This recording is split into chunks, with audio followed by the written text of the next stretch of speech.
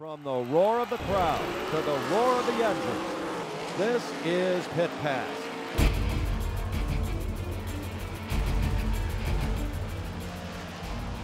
Pit Pass is brought to you by Aaron's of State College on the Benner Pike, by W.R. Hickey Beer Distributor, celebrating 80 years, and by Pocono Raceway, the Tricky Triangle. Here are your hosts, Ron Fox and Jan Miller. Hello and welcome to another edition of Pit Pass here on WHVL. The holiday weekend is complete and we got in plenty of racing, although a couple of those races were delayed for some time because of rain, but we were fortunate because other races were canceled or postponed. Correct. This week we went to Big Diamond Speedway, America's Motorsports Park, and now let's go to some highlights from Wednesday night at Marion Center Speedway. The Thrill on the Hill started off with the 25-lap micro sprint feature.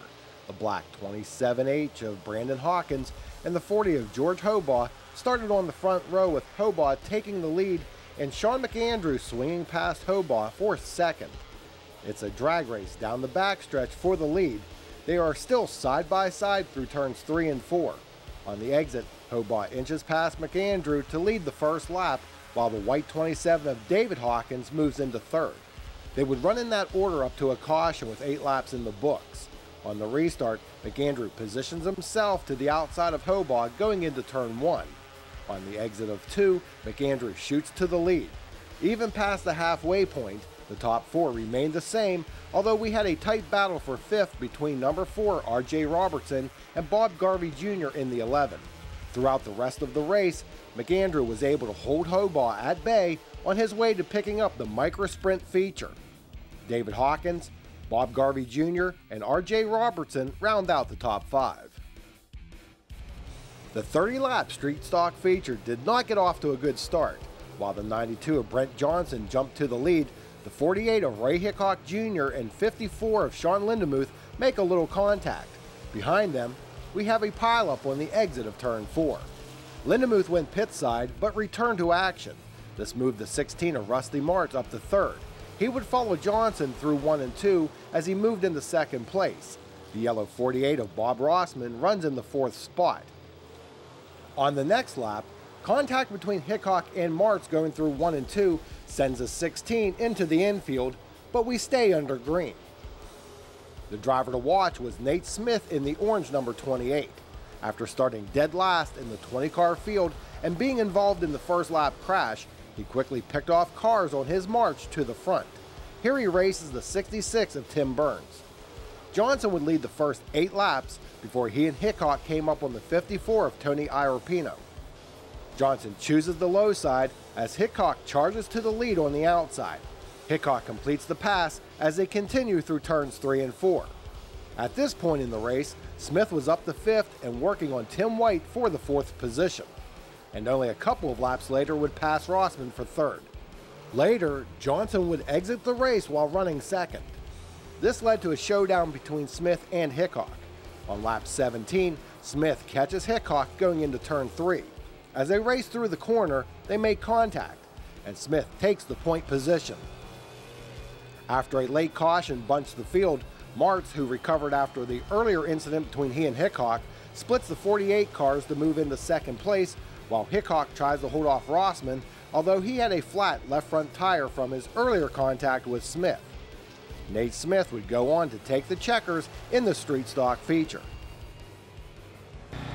Well, Nate, congratulations on another win. They start you in the back of the pack, and that still doesn't stop you. No, I mean, I had a rough heat race. Had an incident with a car. I had to start in the back. Just had to be patient, take my time, move to the front. Well, this is win number 7, and some people have their theories as to why you're so dominant. Yeah, I mean, it's a Pro 1 car. They're Dave and Floyd Klein. Floyd passed away about a year ago. They're out of Marion Center. I mean, they're great cars, handle, easy to work on. I mean, you don't have to do much to them, and they're ready to win. How long have you been running them? I've been running them about, this will be the 3rd year in them. And I mean, the motor in it, Hillman Machine builds a power plant. I can't ask for anything better from them. It's tons of power. No matter when you need it, it's there. Now, as dominant as you've been in this division, will we ever see you move up, or you like this class? Oh, I like it, but I mean, there's always time to move up. and I'm thinking after the year we'll see what happens. If the crate division takes off, that's probably where we're going. Rusty Martz had to settle for second. Bob Rossman was third. Ray Hickok Jr. and his flat left front tire finished fourth, ahead of Tim White. This is the third attempt to get the 35-lap Super Late Model feature underway. Although the 17 of Doug Glessner started on the pole position, it would be the 20 of Sean Clore who would jump to the point. Clay Copeman in the yellow 28 would work to the outside of Glessner in the battle for second place. He would complete the pass, exiting turn 4. Greg Satterley in the black 22 was one of the favorites to win after his impressive fourth place finish in the Firecracker 100 at Lernerville just days before. Jared Miley in the H1 was battling Dave Blazevich for 6th place when he cut a tire. As he limped around the track to go pit side, another caution came out, allowing him to remain on the lead lap. One of the strongest cars was the 21 of Matt Lux. Here he tries to take 3rd place away from Glessner. Blazevich is 5th, while Satterley slows on the backstretch while running 6th, bringing out one of many yellow flags on the evening. Lux would eventually get by Glessner for 3rd as they drag race down the backstretch. On the last lap, Lux would duck under Copeman in 1 and 2 and take over 2nd place. Meanwhile, up front, Sean Clore would cruise to the victory in leading the event flag to flag. Sean, congratulations on your first Marion Center win. You put a hex on these guys. That was quite a caution fest. I tell you what, man, it was, and I think it played into our benefit. We went a little soft on tires, and boy, I'm sort of glad it went a bunch of cautions. I know you haven't ran here very often, and the track crew did a great job getting this track ran in, but it didn't seem as racy as usual.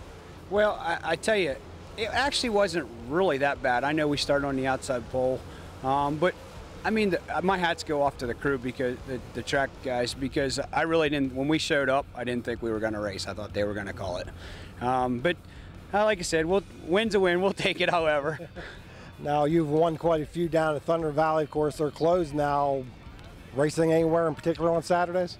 You know, we like coming here. I think we're going to probably head to the Roaring Knob. We sort of set a goal this year. We was going to go to tracks, we was going to go till we win, and then try another track. So that's sort of what we thought our Saturdays were going to be. So whether we'll be here this Saturday, I guess time will tell.